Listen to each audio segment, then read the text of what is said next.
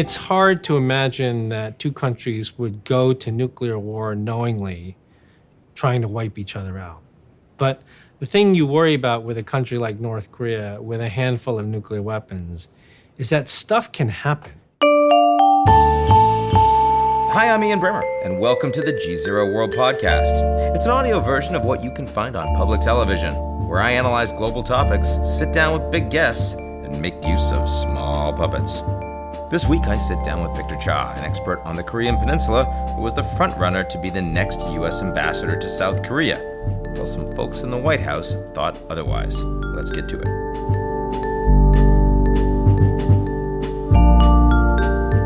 The GZERO World is brought to you by our founding sponsor, First Republic.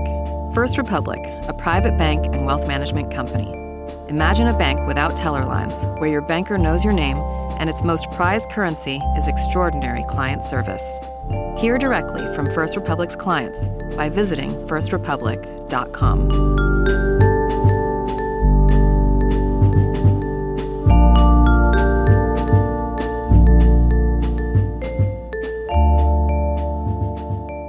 You were going to be appointed the ambassador to South Korea. I think a lot of the people that cover Asia liked the idea of a serious expert that was going to take that post. And then the nomination was withdrawn, we hear, because you were not on board with the idea of military strikes against North Korea, and yet now we're friends with Kim Jong-un. I mean, things have moved quite a bit since that fracas here. In 2017, I was very concerned that we were headed in the direction of some sort of military action against North Korea, which in my mind would have escalated into an all-out war, if not even nuclear war. Very dangerous. So the fact that the administration now is in a position where they're advocating diplomacy, and the president in particular is looking to develop a personal friendship with the North Korean leader, that's great. I mean, it's better than where we were a year ago. Having said that, I feel like the dark days of 2017 are still just beneath the surface. If this diplomacy goes badly wrong, and when you do presidential summit diplomacy, there's nowhere else to go after it fails, then we run out of options and we may end up back where we were in 2017. So do you think that if there is ever a deal between the two sides, that there needs to be a broader definition of denuclearization? I think the core of any deal requires something resembling confidence in a North Korean inability to threaten the U.S. homeland with nuclear ballistic missiles. That was really what changed the whole dimensions of this problem. Before North Korea tested the Hwasong-15 missile, which could range the entire United States, this was a regional security problem. This was an ICBM. This is an ICBM, right? Intercontinental ballistic missile. This was a regional security issue. Then it became a homeland security issue. So I don't think it's realistic to expect that the United States could accept a solution that is less than confidence that the homeland security threat from North Korea has been ended. Now, you have said that you believe this is still a very dangerous situation. In other words, notwithstanding all the happy talk between the Americans and the North Koreans right now, you believe the United States could be right back on a war footing in a short period of time. Sure. I mean, I think it's the nature of the threat. I mean, the United States, under President Trump, for good reasons, made this the number one national security issue. In fact, famously, President Obama told President Trump as they transitioned in the Oval Office that this would be the number one issue. And when the United States makes an issue its number one issue, it is going to solve it one way or the other, through diplomacy or through the use of military force. I mean, that's the big difference when we make something a number one national security issue. But if Obama said it was number one, I mean, he did neither of those things. Well, he said it was number one for Trump. For him, it was definitely not number one. I mean, number one is climate change. There are many other things. Okay. But he said this would be for Trump the number one issue. And of course, the North Koreans did that. They did 20 ballistic missile tests in the first 12 months of the Trump administration's time in office. Just by comparison, they did an average of 8 tests every year during the 8 years of Obama. So in the first year of Trump, they did 20. They more than doubled it, right? Right. And they did a hydrogen bomb test. So this was clearly the number one issue. And for that reason, it's great that he's pursuing diplomacy, that he's trying personally to deal with this. But I think just beneath the surface, if all that fails, there's nowhere else to go. And it's entirely plausible that he could go back to talking about military strikes. Now, your conversations with the administration as you were potentially going to accept this role in South Korea, did you get the sense that there were a lot of people in and around the administration that really thought, yeah, there's a credible military option here for the United States? I can tell you that in 2017, I had never heard more talk about military options on North Korea than I heard in 2017. It was scary. I mean, it was really surprising, alarming, and with deep questions about whether people have really thought through what could happen if you carried out a limited military strike against North Korea. I mean, this is not like the Israelis blowing up a reactor under construction in the Syrian desert. This is a country that sits along the most militarized border in the world with thousands of artillery tubes trained on a population of 25 million in South Korea that would have less than 30 seconds warning time if the North Koreans started firing artillery shells in response to some sort of U.S. action. Now, just to be devil's advocate on a pretty horrible conversation, but I mean, if we're talking about an American surgical strike against, sort of not a decapitation strike against the North Korean regime, what's the reason that you believe that necessarily becomes war between the two sides? Well, the way I would look at it is that it may not lead to war on the two sides, but from what the administration was saying publicly, they were saying that the reason that they need to potentially think about punching the North Korean leader in the nose is because this guy's an irrational, unreasonable leader. We need to knock some sense into him. So the illogic of that particular thinking was, I don't understand how, if you think the leader is irrational, if you punch him in the nose, all of a sudden he'll become rational, right? That to me never made sense. Yes, one could certainly say this is all part of a very calculated strategy in 2017 to be really tough for the purpose of setting the table for a negotiation. If the administration was that strategic in pursuing this, more credit to them. I don't think that was the case, right? I think, at least from many things the president said, he was clearly thinking about doing something like this. Nevertheless, we are now in this period of diplomacy that, again, is much better than where we were in the past, but there are a lot of uncertainties about this diplomacy, too. You have the president, on the one hand, saying all these good things. North Korea is ready to denuclearize. He's got a nice letter from Kim Jong-un, ready for a second summit, all these sorts of things. On the other hand, the intelligence, at least as reported in the public press, is saying they are accumulating fissile material. They are building 6 to 8 nuclear weapons a year and finding new ways to conceal them. Those are two completely different conversations about the same problem. And so in that sense, diplomacy is a good thing, but this diplomacy is far from airtight. Now, there's no reason to believe that the North Koreans are suicidal, and certainly North Korean strikes against either American allies or the U.S. directly would imply a willingness to accept high likelihood of self-destruction. Mm-hmm. What do you think the Americans really need to be worried about? I mean, the average American watching this show that matters to them. It's hard to imagine that two countries would go to nuclear war knowingly trying to wipe each other out.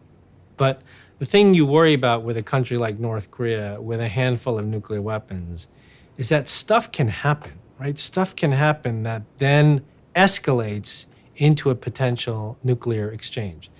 An airliner gets shot down, right? I mean, the balance of forces on the peninsula, the most militarized border in the world, are arrayed in such a way that they are on what we call a hair trigger response mechanism, which means if the North Koreans see something change on our side, they immediately respond without instruction. They immediately respond to heighten their level of military readiness or action, which then sets off a trigger on our side.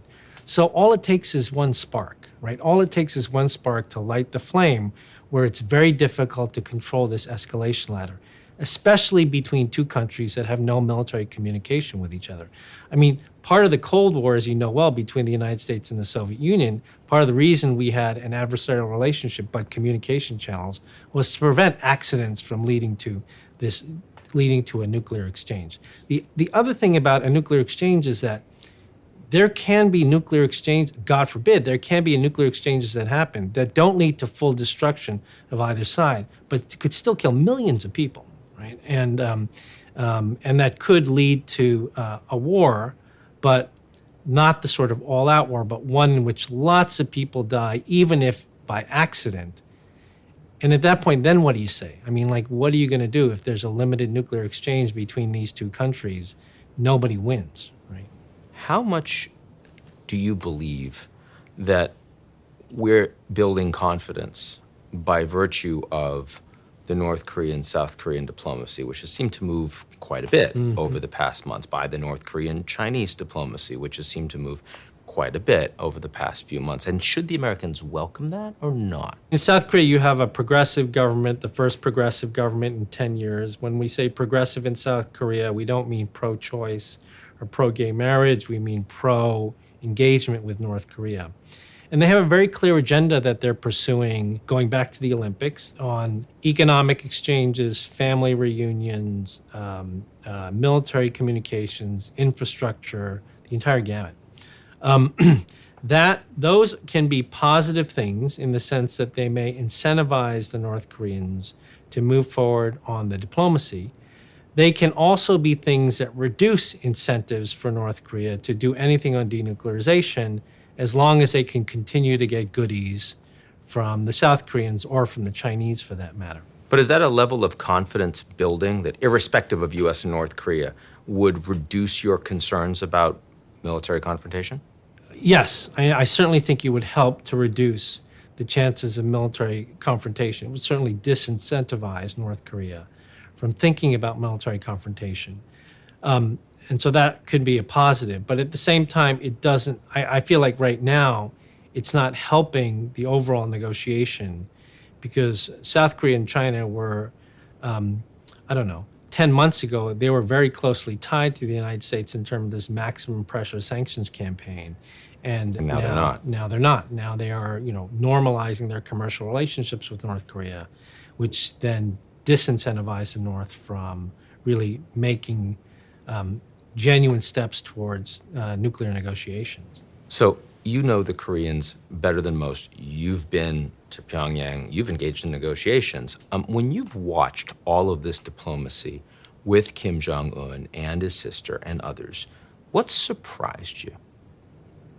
I guess one of the things that surprised me was the fact that Kim Jong-un sounded like a very well-informed, well-briefed leader, which was not the general impression of him at all, right? That was, I think, one thing that was surprising to me. The other thing that I think was surprising was, and this was more about Trump in these negotiations, was his willingness to put alliance equities on the table for negotiation. So, after the meeting in Singapore, he came out and said, I'm suspending U.S.-South Korean military exercises because they're war games that are provocative, which was really basically absorbing the North Korean description of these exercises.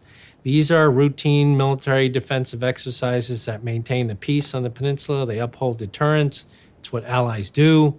The North Koreans have been invited to observe them, but Trump shattered all that in one blow by saying, I'm not going to do these exercises. Were the South Koreans surprised? Yeah, my understanding is that they were. They were caught completely off guard by that particular element. You remember Trump said it in the press conference afterwards. Yep.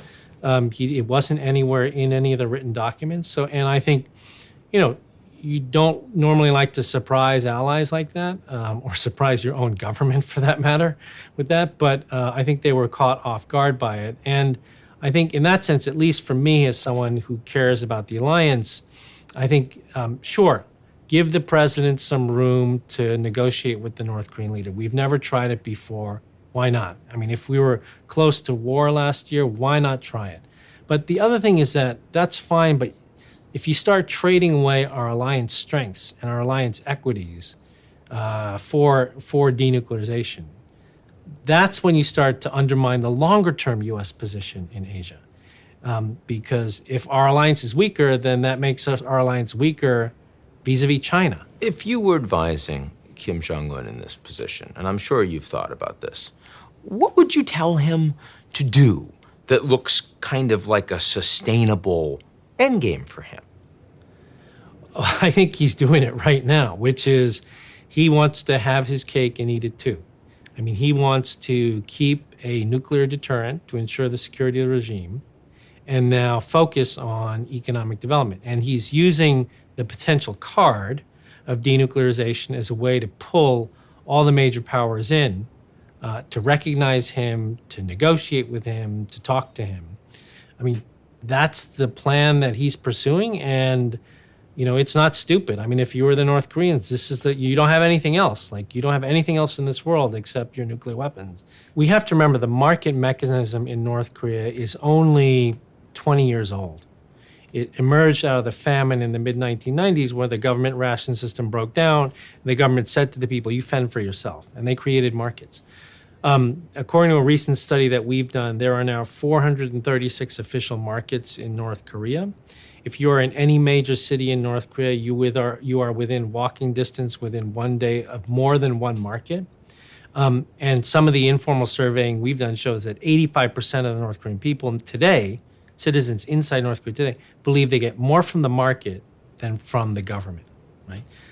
Those are extraordinary numbers. That's a shocking statistic. Those are extraordinary numbers. And you have reason to believe that's true? Yeah. I mean, we've been doing informal surveying with NGO groups in North Korea, and those are the findings. And what that points to is this notion that there is change happening in North Korean society. It's slow, right? It's very slow, but it is happening where people are beginning to think we can live outside the state. We can make a living outside the state. That's the best hope for change inside North Korea. Victor Cha, thank you very much. Thanks very much, Ian. That's our show this week. We'll be right back here next week, same place, same time, unless you're watching on social media, in which case it's wherever you happen to be. Don't miss it. In the meantime, check us out at GZEROmedia.com.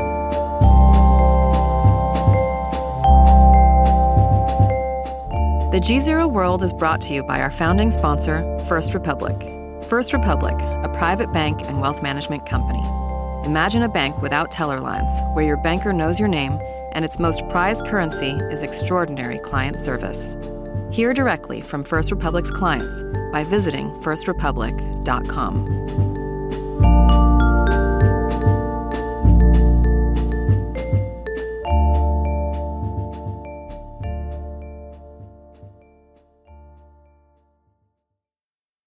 You're listening to the GZERO World with Ian Bremmer podcast, your weekly geopolitical deep dive into the world's biggest news stories, featuring in-depth conversations with global leaders and newsmakers. To get more of GZERO's insights on global politics every morning, sign up for our free newsletter, GZERO Daily, at GZEROmedia.com.